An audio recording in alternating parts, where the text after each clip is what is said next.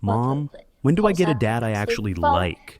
The microphone caught Ben's young voice and sent it rolling across the cedar-paneled hall as if it were part of the evening script. It wasn't. It was late November in the small lakeside town of Clearwater, Minnesota, where winter arrived not with the polite whisper of frost, but with a blunt, all-consuming cold that seemed to own the air itself. Outside, a thin sheet of snow covered the cobblestone paths leading to the town hall, its roof draped in a heavy white quilt. Inside, the warmth hummed from the radiators, carrying the faint scent of cinnamon coffee from a nearby refreshment table. The community had gathered for the annual fundraising gala, a tradition older than most of its attendees, and the long hall buzzed with the easy murmur of neighbors greeting neighbors. At the center of the event stood Emily Carter, the town's mayor. At 39, Emily had the kind of presence that commanded attention, not through volume, but through quiet certainty. She was of medium height, with chestnut brown hair tied into a practical yet elegant twist at the nape of her neck. Her hazel eyes carried both the warmth of someone who remembered every resident's name and the steel of a woman who had navigated grief in full public view. 3 years earlier, her husband had died in a boating accident on the very lake that was Clearwater's pride. Since then, Emily had led with an even greater empathy toward her community. But beneath her calm exterior lay the constant strain of balancing leadership with single motherhood. Standing near the front row was Ben Carter, Emily's only child. 11 years old, Ben had inherited his mother's eyes, but not her quiet demeanor. He was curious to a fault, with a wiry frame that seemed constantly in motion, and a mop of sandy blonde hair that refused to be tamed. Ben was dressed neatly for the occasion in a blue sweater and khakis, but his restless fingers toyed with the microphone cable at his seat. Beside him sat Duke, a 7-year-old German shepherd with a large frame and a coat of faded sable and cream. Duke's most striking feature was the white cloth tied loosely around his eyes, not for decoration, but necessity. Blind since the age of 5 due to untreated glaucoma before his rescue, Duke navigated the world through scent, sound, and a sixth sense that seemed to tune in to human emotion. The white scarf had become his signature, a symbol of dignity rather than disability. Duke lay patiently at Ben's side, his ears flicking at every shift in tone in the room, his breathing slow but alert. Emily's speech was proceeding as planned, her voice steady, thanking donors for their support in repairing the lakeshore walkway damaged during last spring's floods. She spoke about the town's resilience, about neighbors who shoveled each other's driveways without being asked, about children who built snow forts that outlasted the season itself. It was a moment of gentle pride until Ben's hand shot up. He didn't wait to be called on. Instead, he leaned forward, pressed the button on the microphone in front of him, and asked in a voice that carried effortlessly across the hall, "Mom, when am I going to have a dad I actually like?" The words landed like a stone dropped into a frozen lake, sharp, unexpected, and impossible to ignore. The murmurs of conversation died instantly. Somewhere in the back, a fork clinked against a plate. Several people exchanged glances, some with raised eyebrows, others with the half-smiles of people who weren't sure whether to find it amusing or uncomfortable. Emily froze for only a fraction of a second, the brief, imperceptible pause of a mother caught off guard. Then she set down her note cards, stepped closer to the edge of the podium, and met her son's gaze with a calm that was both natural and deliberate. "That's a fair question, Ben," she said, her voice carrying the clarity of someone used to speaking over stormy debates in the council chamber. "And I'll give you an answer right here in front of everyone. For the next month, we'll meet some good, decent men in everyday moments, not just in interviews or introductions. And you, along with Duke, will help me decide if any of them feel right for our family. Deal?"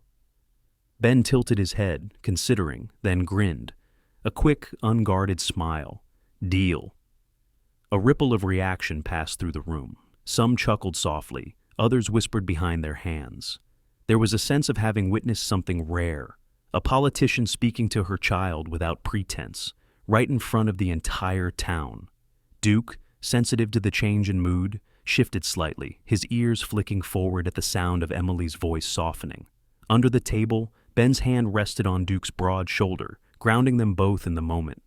In the back of the hall, near the heavy double doors, Jack Miller leaned against the wall, unnoticed by most.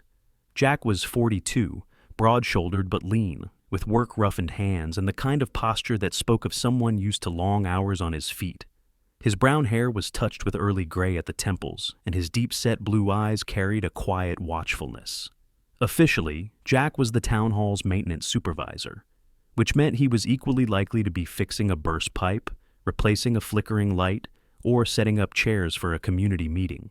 Unofficially, he was the person who noticed things others missed: the shy teenager slipping out early, the elderly couple struggling with the heavy doors, the way Duke's head turned slightly toward him now, as though catching the scent of a familiar past. Because, though Jack didn't know it, he had crossed paths with Duke years before. In a different life, before he had taken the maintenance job, Jack had volunteered at the Clearwater Animal Rescue Center. One of the dogs there had been a half-starved German shepherd, newly blinded, who refused food from almost everyone, except Jack. He had spent evenings sitting quietly beside the dog's crate, offering bits of cooked chicken and speaking, in a low, steady voice until the animal's trembling eased. The memory had faded into the general blur of those years, but now, without realizing why, Jack found himself watching the scarf-wrapped shepherd with a faint, inexplicable pull in his chest. The meeting continued, but the energy in the hall had shifted. Conversations buzzed more quietly. Eyes followed Emily with a mix of curiosity and speculation. Outside, snow began to fall in larger flakes, tapping softly against the tall windows. Jack adjusted his cap, glanced once more toward the boy, the mayor, and the blind dog, then slipped out into the cold night, the memory of a long-ago rescue still unclaimed in his mind. The first snowstorm of December had swept through Clearwater overnight, leaving behind streets lined with snowbanks and rooftops capped like frosted cakes. The morning air was bright and brittle, the kind that pinched cheeks red within minutes. Inside the newly built Clearwater Cultural Center, however, warmth radiated through polished hallways, and the scent of fresh paint still lingered faintly beneath the aroma of brewing coffee. Emily Carter had arranged a private tour for one of the men she was considering introducing to Ben in this month-long selection experiment. Today's guest was Thomas Avery, a 45-year-old local architect who had donated generously to the Cultural Center's construction. Thomas stood tall and lean, with neatly combed silver-streaked hair and wire-rimmed glasses perched on the bridge of his nose. He had the precise, almost rehearsed movements of someone used to presenting ideas to wealthy clients, and though he smiled often, there was a faint detachment in his pale blue eyes, as if he was evaluating the room more than enjoying it. Ben walked half a step behind his mother, Duke at his side, the dog's white eye scarf catching the warm ceiling lights. Duke moved with careful precision, his steps measured as his nose subtly tilted toward sounds and scents. Ben kept his small hand loosely on Duke's back, guiding him gently around corners. His expression was polite but reserved. His curiosity about Thomas had not yet warmed into trust. They reached the main lobby's far end, where a modern glass elevator waited to take them to the art gallery on the top floor. The elevator gleamed with brushed steel panels, its interior softly lit. Emily pressed the button, the doors slid open, and the group stepped inside. The ascent began smoothly, until, somewhere between the second and third floors, the elevator lurched violently, then came to a halt. The lights flickered twice, dimmed, and then only one emergency bulb glowed weakly overhead, casting everyone in a pale yellow haze. The air seemed to shrink in the small space. Ben's breath caught audibly, and Duke let out a low whimper, his ears flattening. Emily immediately put a steadying hand on her son's shoulder, masking her own unease. "It's all right," she said softly, glancing at the elevator panel where the floor indicator remained frozen. "It's probably just a temporary stop." But her eyes betrayed a flicker of worry, the kind she tried to keep hidden from both her child and the town she led. Thomas cleared his throat. "Modern systems have backup protocols. I'm sure the maintenance crew will—" He stopped mid-sentence as the elevator jolted again, this time accompanied by a groan of strained metal. Ben flinched, gripping Duke's harness tightly. A sudden voice echoed from above. "Everyone okay in there?" It was deep, calm, and carried the faint rasp of someone used to speaking over machinery.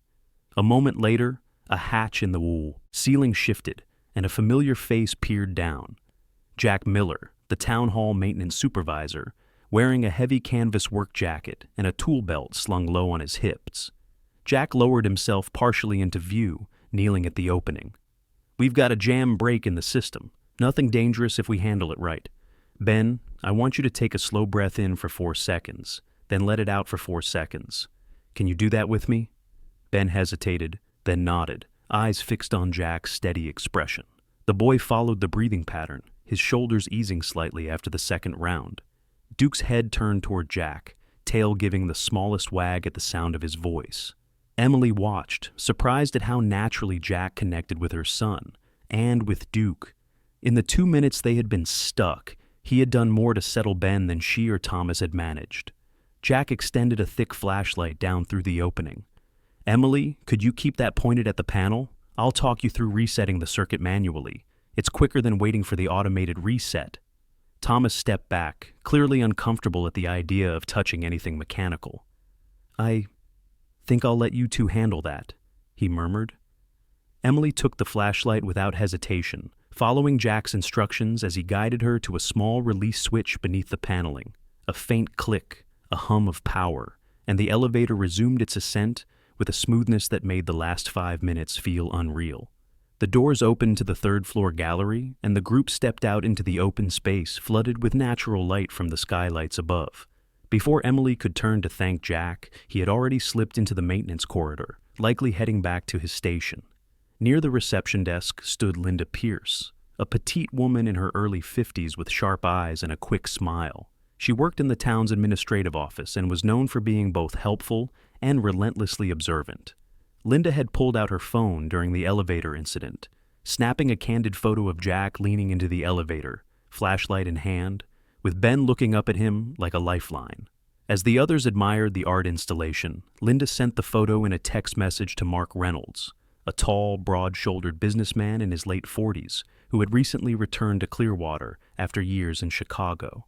Mark was wealthy, confident, and widely regarded as one of the strongest candidates for Emily's experiment, at least in his own mind. His dark hair was always perfectly styled, and his tailored suit seemed almost out of place in the casual rhythms of the town. Mark received the message while sitting in his home office, a sleek glass-walled space overlooking the frozen lake. The image made him pause.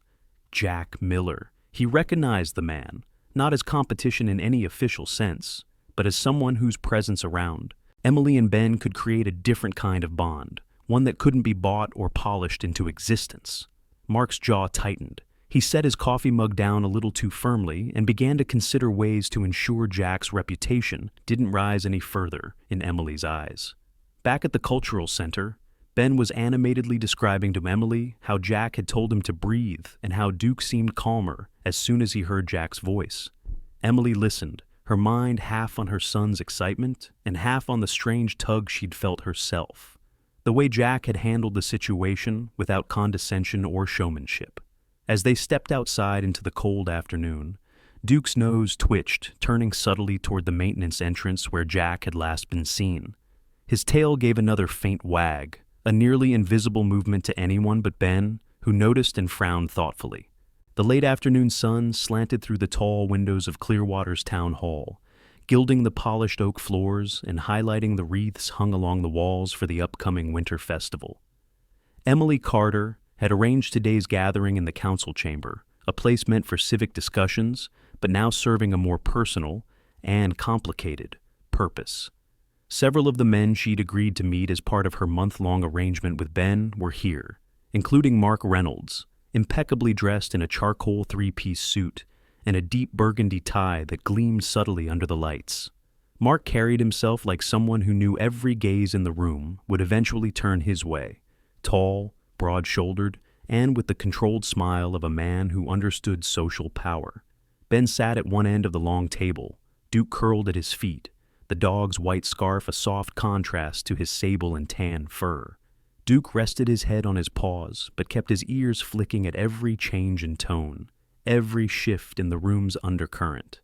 Emily stood at the head of the table, her navy wool dress crisp but unpretentious, acknowledging each guest with a nod.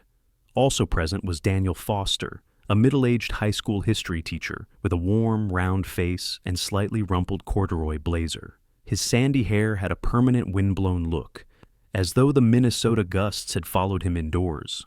Daniel had an easy laugh, but his eyes held a depth that suggested he'd seen more than he let on, a quietness earned from years of listening to teenagers share their struggles. The small talk ebbed and flowed until Mark, leaning casually back in his chair, set his sights on Jack Miller, who had been invited at Ben's quiet insistence. Jack wore clean work jeans and a plaid flannel shirt under a dark jacket, his tool belt notably absent but his calloused hands a silent reminder of his work. "So, Jack," Mark began, his tone smooth but edged. "Quite the hero in that elevator, I hear. Must have been a big day for you. Not every man gets to be a headline in a place like Clearwater." The chuckle that followed was calculated, light enough for plausible deniability, yet heavy enough to draw a few uncomfortable glances. Jack's brow furrowed slightly. "It wasn't a headline, just helping out." Mark's smile sharpened. "Sure, but helping out is one thing. Being suitable for a family like the mayor's, that's another. I mean, this isn't about fixing broken light bulbs or oiling hinges, right?" The words hung in the air. Ben's eyes narrowed. He straightened in his seat, voice cutting through the murmurs. "Chew Jack fixes things most people don't even know are broken," he said, the words quick and fierce. "That's more important than just wearing a suit and talking big." A ripple of surprise moved through the room.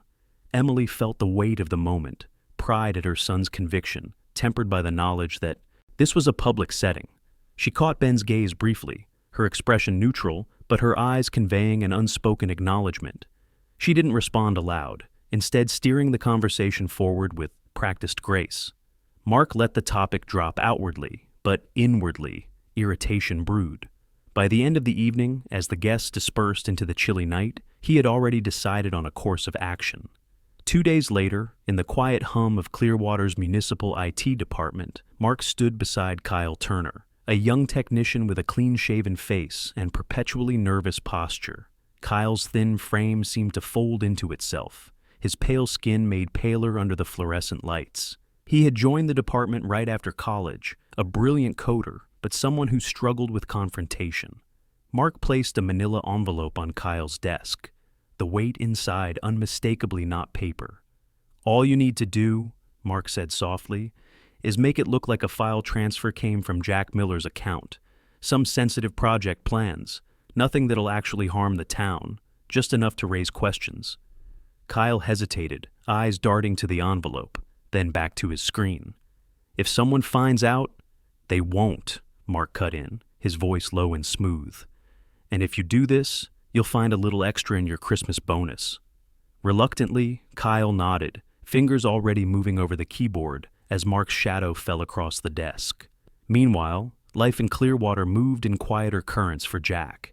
In the evenings, he could be found at the Lakeside Animal Rescue Center, a converted red barn on the outskirts of town. The scent of straw and dog shampoo mingled in the air as he moved from pen to pen, refilling water bowls and kneeling to scratch behind ears. The rescue's owner, Maggie Harper, was a sturdy woman in her 60s with cropped silver hair and a voice that could command a room or soothe a frightened animal in equal measure. She had been a veterinary nurse for decades before retiring into this work, and she treated both animals and people with the same no-nonsense compassion.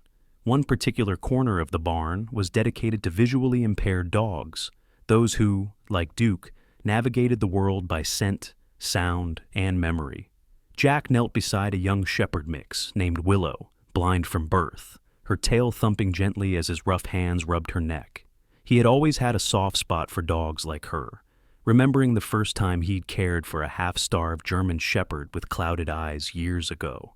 He didn't know that dog's name back then, only that it had been adopted by a family with a young boy. The connection between that memory and Duke at Emily's side had not yet surfaced.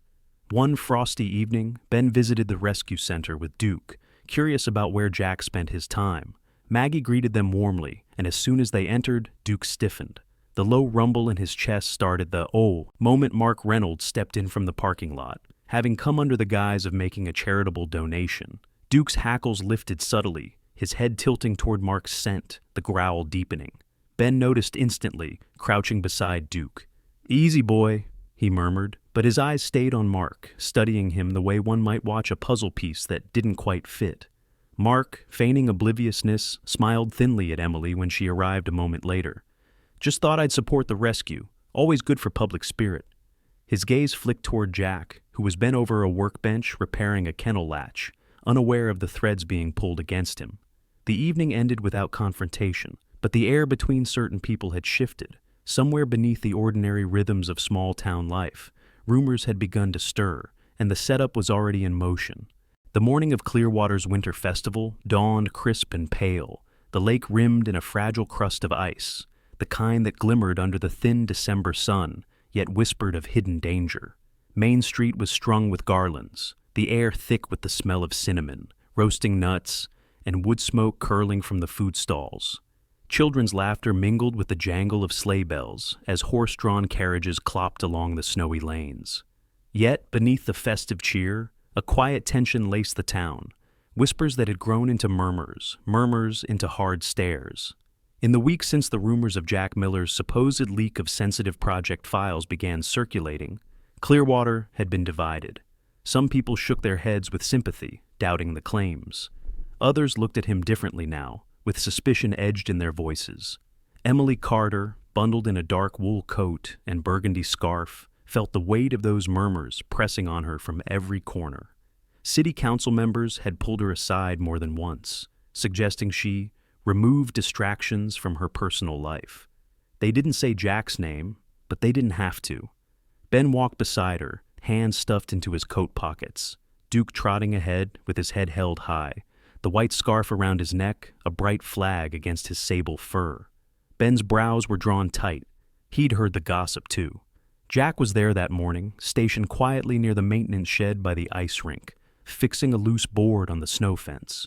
He wore his old Navy work jacket, shoulders squared against the cold, expression unreadable. The festival carried on with music and games. Families gathered near the frozen lake for ice skating. At the edge of the crowd, Lily Parker, a petite 7-year-old with a knit hat too big for her head, clutched a cup of hot cocoa.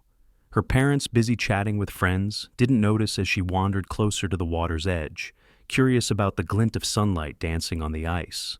Lily had wide brown eyes and a restless energy, the sort of child who could turn curiosity into trouble in seconds. The first scream was small, almost swallowed by the brass band playing Jingle Bells.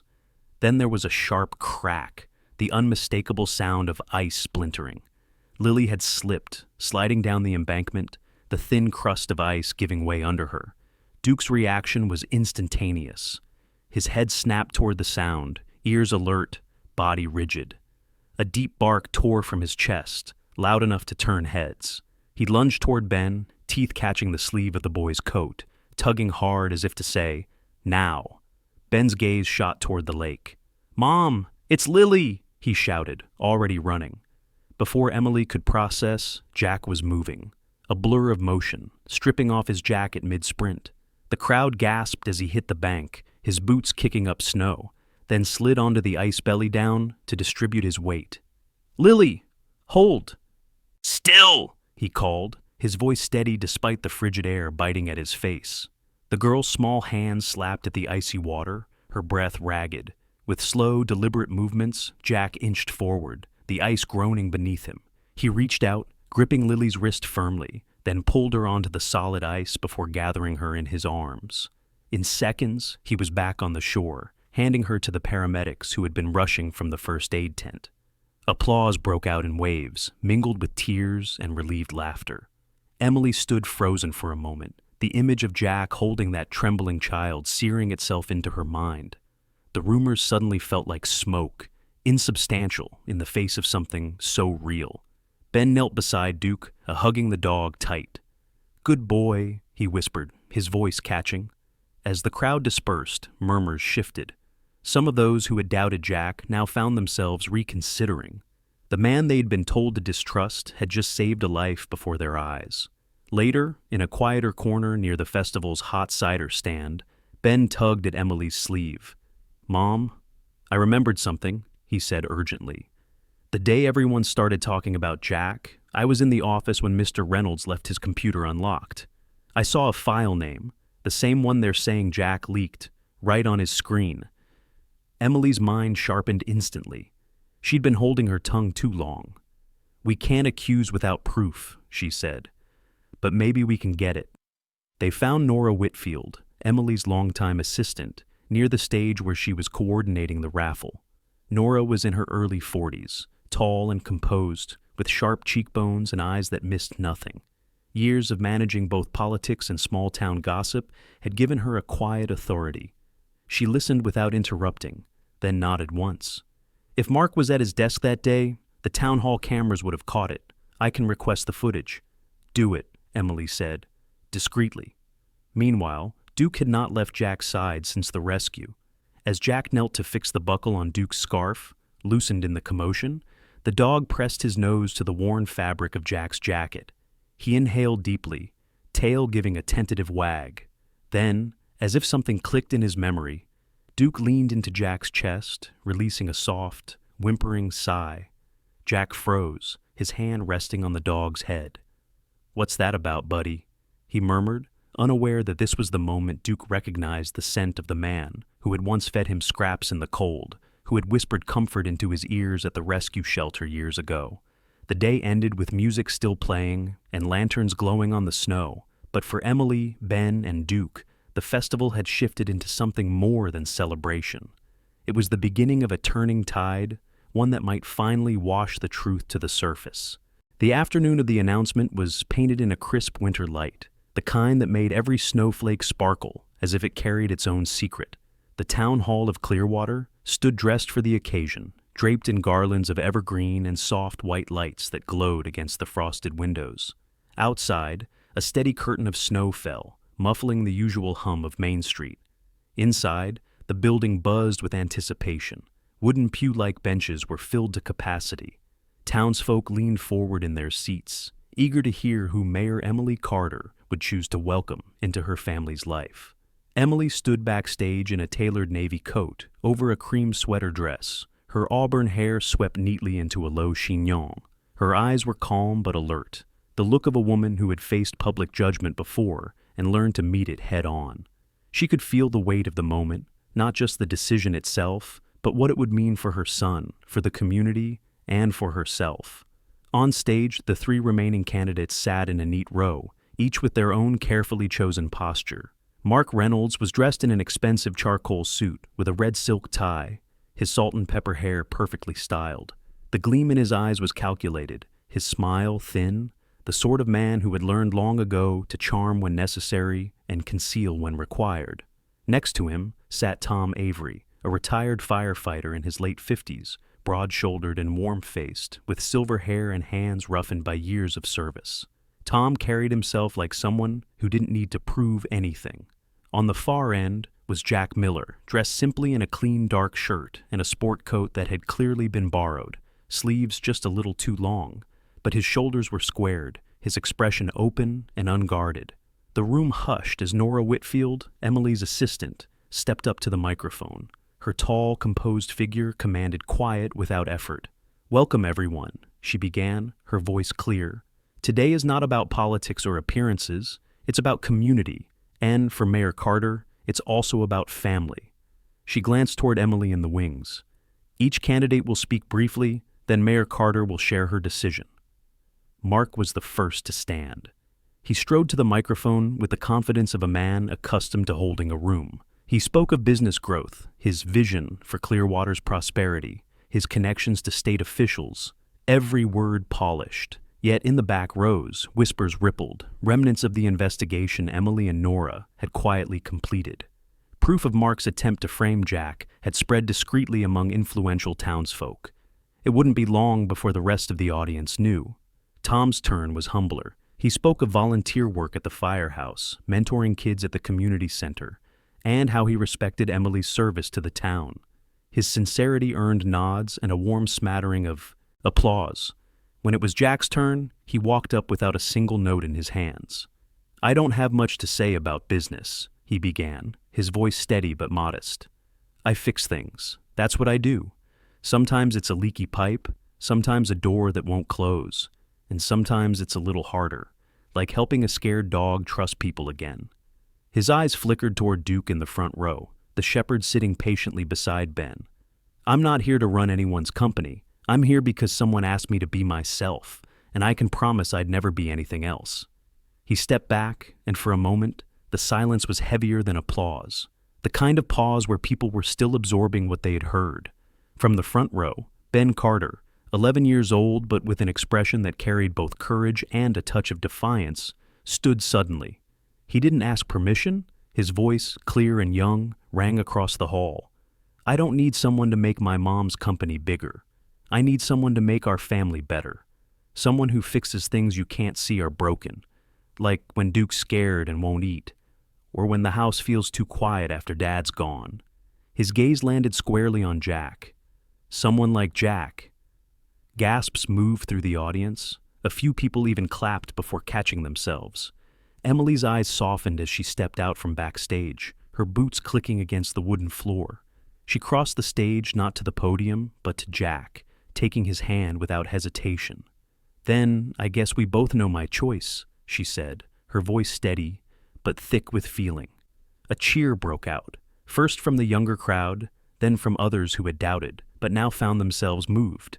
At that exact moment, Duke trotted up the short steps to the stage, the fringe of his white scarf swaying with each step.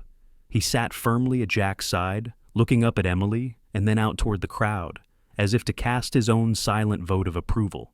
Near the back of the hall, Mark's jaw tightened. He could feel eyes turning toward him, whispers sharpening into something colder. Within minutes, his phone buzzed with messages. The security footage Emily had quietly released was making its way around town, showing his unauthorized access to the town hall's IT system. His polished image was crumbling before he could leave the room. The meeting ended not with political speeches, but with neighbors lingering, congratulating Emily and Jack, ruffling Ben's hair, and leaning down to pat Duke. Outside, snow swirled under the glow of street lamps as families made their way home. Later that evening, the Carter kitchen was alive with the smell of roasting chicken and fresh bread. Emily stood at the stove, stirring gravy, while Jack chopped vegetables beside her, his sleeves rolled up. Ben sat at the table, setting out plates with the precision of someone who knew this dinner mattered. Duke lay nearby, his head resting on his paws, the quiet hum of contentment in the room, broken only by the clink of silverware and the occasional laugh. Outside, snow drifted past the window, blanketing the world in white. Inside, the warmth was more than just the heat from the oven. It was the kind of warmth that came from knowing, after all the doubt and noise, they had chosen each other.